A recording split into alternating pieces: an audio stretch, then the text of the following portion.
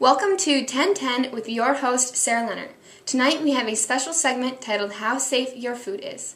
We are bringing in 3 special guests with their own perspective on our meats and plants. We will also be featuring graphic pictures, so viewer discretion please be advised. So stay tuned, we'll be right back after the break. Tonight I have with me Dr. Ned, who is the leading plant specialist in American plant life, and he is well known for his book, Investigation into American Plant Life, and it has been recognized worldwide. So, hello Dr. Ned, thank you for being here. Thank you so much for having me. It's a privilege and a pleasure to be here.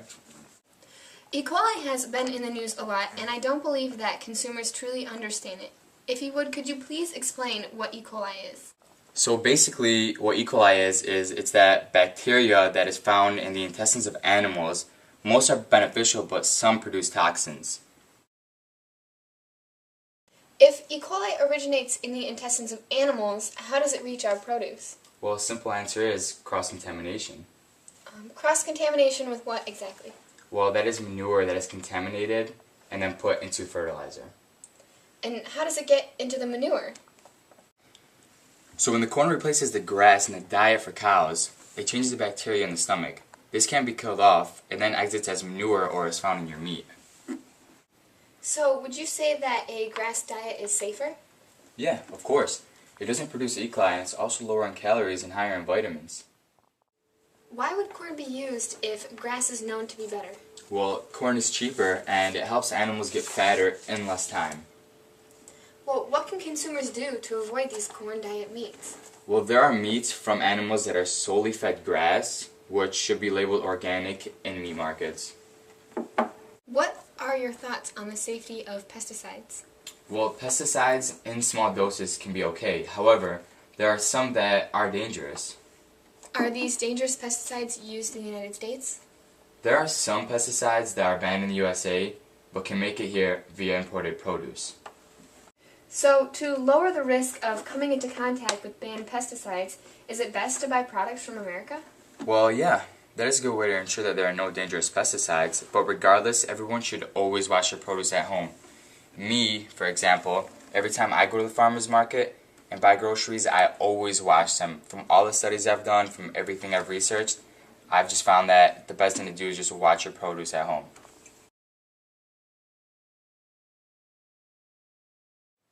Recently, there has been an increased use of GMOs, which are genetically modified organisms. Do you think that they are safer than directly using pesticides? No, they're not much better.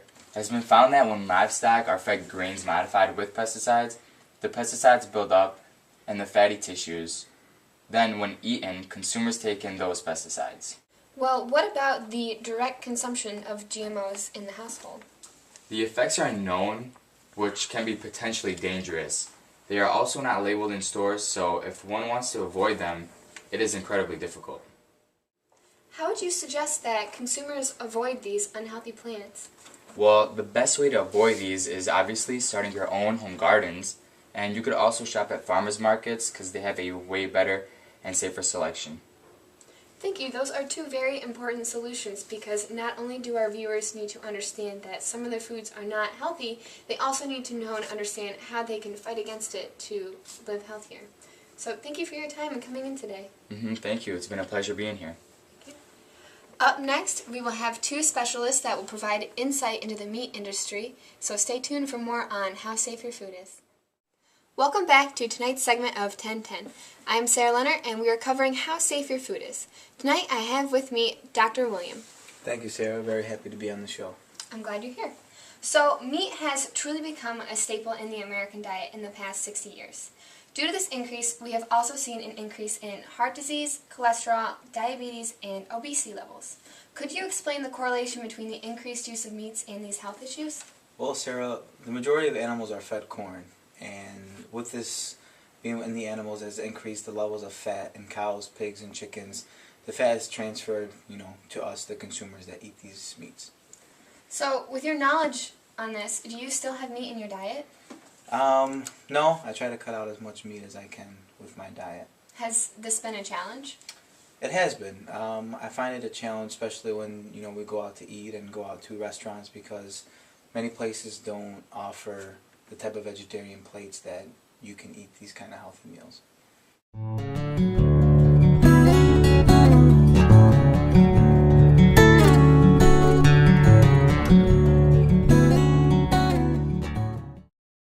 So, not only has there been controversy surrounding the fat content in our meats, but also there have been issues raised about the antibiotics and frequent E. coli outbreaks.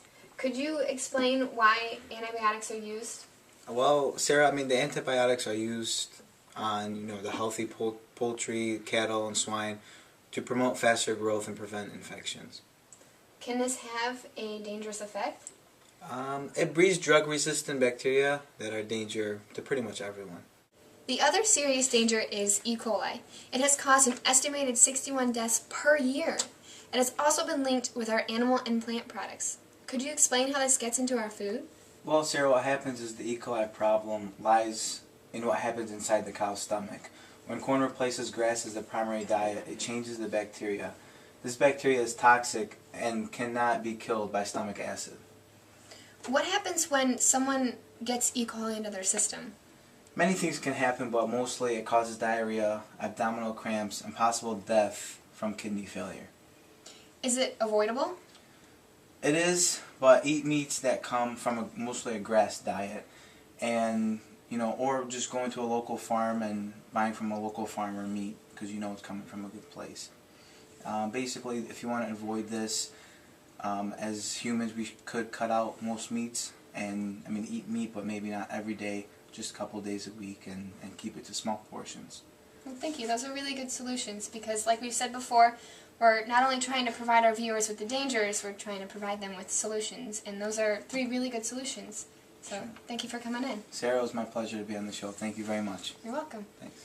And we will be right back with more on how safe your food is. Welcome back to tonight's segment of 1010. I'm your host, Sarah Leonard, and we're discussing how safe your food is. I am here with Mr. King. Thank you, Sarah. It's an honor to be on the show with you. Thank you. We're glad to have you. So, I understand that you own and operate your own chicken farm. So, can you explain how you differ from the mainstream slaughterhouses? Well, yes, Sarah. I raise my own chickens outside of my house, and in my property, I have a lot of space for them outside for them to roam around. Do you follow the regulatory rules that are in place? Well, yes, Sarah. I have dignity in my industry, and I'm yet to fail any inspections yet.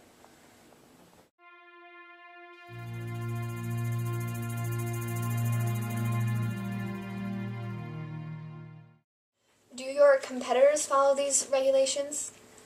Well, Sarah, some follow the regulations, but also some people been cutting corners to increase their profits.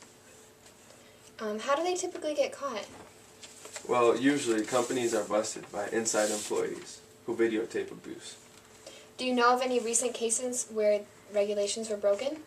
Well, unfortunately, video footage found 2 Walmart pork suppliers violating regulations with violent abuse and unsanitary conditions and animals in need of vet care. So, is it dangerous when animals don't receive veterinary care? Well, Sarah, animals who do not receive care live until slaughter with broken limbs, abscesses, and infections, and these infections breed bacteria. Well, how can this industry be changed for the better? Well, Sarah, large companies can easily reverse what they have done by providing grass diets, safer and more comfortable living environments, and no abuse. Thank you. I'm really glad that you came out here because since you're a small farmer, it helps to show that small farmers are really working to do better and change our meat industry. Thank you, Sarah. Like I said, it's an honor to be here. Thank you. Thank you for tuning in for 1010 segment of How Safe Your Food Is. I'm hoping that you will not only walk away more informed, but you will take away the solutions that we've provided to live a healthier lifestyle. Thank you for tuning in once again. This is Sarah Leonard. See you next time.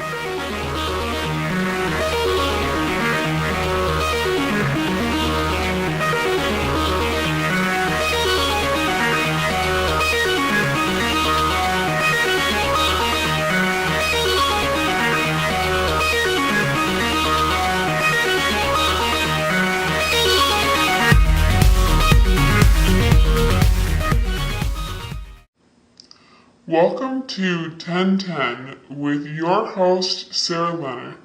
Tonight we have a special segment titled How Safe Your Food Is.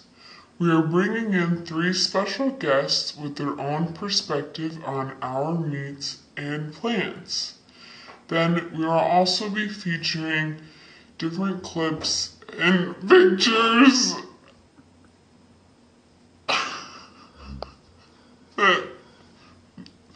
that